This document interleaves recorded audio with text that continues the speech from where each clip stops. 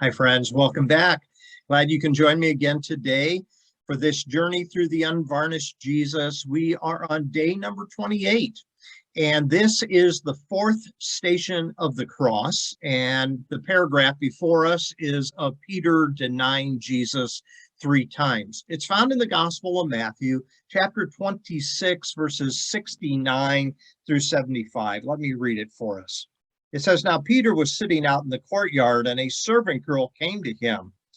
'You also were with Jesus of Galilee,' she said. But he denied it before them. 'I don't know what you're talking about,' he said.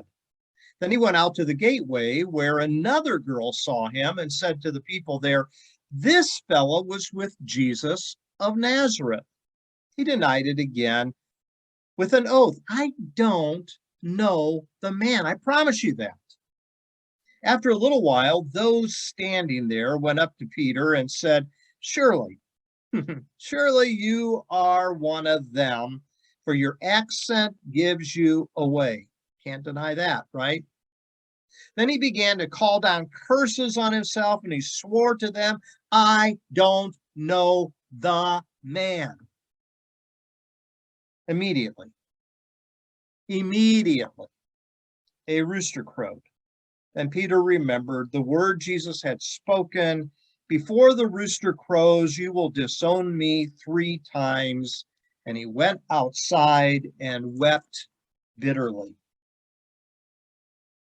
Peter was big on promises.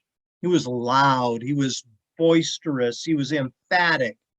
And he said to Jesus one time, "I will never, ever, ever, ever, ever, ever, ever, ever, ever deny you." And Jesus looked at him in the eye and said, "Hey, before the rooster crows, you will deny me 3 times." Now, Jesus disarms Peter on a number of occasions. Maybe the most profound is in the garden when Jesus is arrested. Peter takes out a sword and tries to take off the head of a Roman soldier. He misses, cuts off his ear, and Jesus gives a harsh rebuke of Peter and heals the man. I think at that point, maybe the wind in the sail of Peter had deflated. And so Peter flees from the garden, and after Jesus is taken to stand trial, he looks on from a distance. And when he is recognized as a follower of Jesus, he goes into full-fledged denial. Those watching don't believe him. He is caught kind of in a web of not only denial, but desertion as well. He looks back on what he does, and he is full of regret. We know this at the end of the Gospel of John, when he doesn't feel worthy when Jesus tells Peter to feed his sheep. I guess we all have wished we could undo some things that we have done.